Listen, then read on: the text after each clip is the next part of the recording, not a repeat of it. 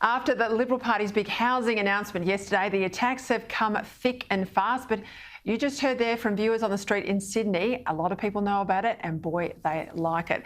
Labor say, though, it's dumb policy. It'll drive up house prices. And the super industry says it'll leave people insecure in their retirement. But that's not what the detail says, is it?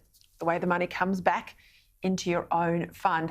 I've always said when your opponents are at their most vocal, they don't like your ideas, I reckon you probably got a lot right. To run us through some of the implications of yesterday's big announcement, Federal Minister for Superannuation, Senator Jane Hume, joins me now from Melbourne. Senator Hume, thank you for your time. In simple terms, so people can get it in a nutshell, give us your plan and how is it different from Labor's? Peter, this plan allows you to take money from your superannuation, up to 40% of the balance you have in super, or $50,000, whatever is the maximum, and take that money and use it for part of your deposit on your home, on your first home. Now, you have to have saved 5% already, but once you've saved that 5%, you can then access up to $50,000 from your super. And that will help you not just make the deposit, but also reduce the amount of principal and interest that you pay on your home loan throughout the life of that loan.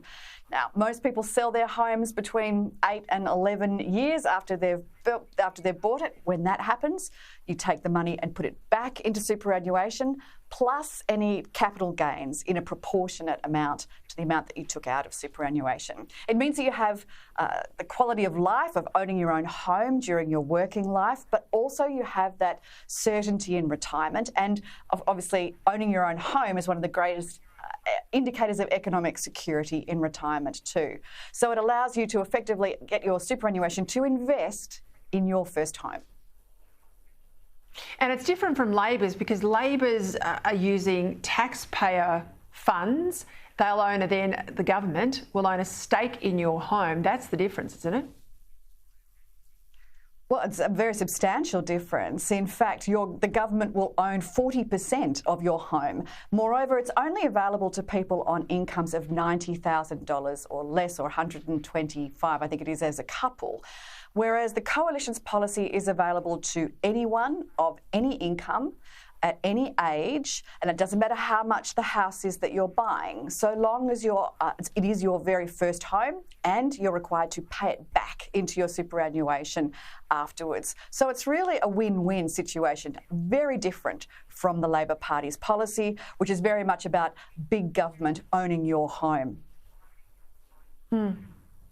So why is the superannuation industry so cranky about this? If the money's going back, and I presume the property price increase, the money that will go back into super funds would be greater or at least the same as that money would have achieved sitting in under funds management, why are they upset? That's a very good question. I think it's probably because the more money that's in superannuation, the more fees they can charge.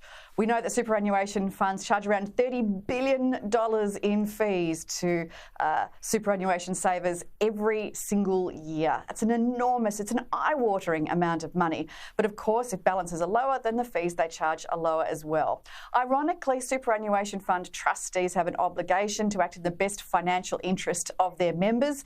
I think it would do them well to consider what the best financial interest is of their members. Perhaps the best financial interest of their members is, in fact, owning a home as well as having retirement savings. What about the criticism, I know it was levelled at you today, that it was an inelegant response in terms of the claim that this will just fuel home prices? What would you say to that? Well, in fact, the Property Council have said that that's not the case. In fact, this is a package of reform, a package of housing policies. Only one part is the ability to take money out of superannuation. That's a demand-side policy. But on top of that, we've also got supply-side policies, particularly the one about the downsizer contribution. What this means is that people that are facing an empty nest, that might be wanting to sell down their house, get something a bit smaller, a bit more manageable, they can put $300,000 of the profit that they make on that house into superannuation, and that's per person, so $600,000 per couple. It used to be, in fact, currently it's for people over the age of 65. We're lowering that now to the age of 55, and we think that that will bring in hundreds of thousands of more downsizers into the market, and it will bring more family homes back into the market as well. So there aren't too many levers that a federal government can pull on supply side. That really is up to state governments and local councils in particular. But this is one of the measures that we can pull. Now, we do our best to make sure that more land is opened up. We do that through our City Deals program, but this is one other measure. So it's all about the demand side, making sure we help out people with the saving the money for the deposit, which is the hardest part of getting into your first home, but also the supply side, freeing up the stock of housing that's out there. Look, I might have that grab of Tanya Plibersek on morning TV to play again, just a little snippet of that, because I want to ask you a question. I just asked my producers, have we got that there to play? All right.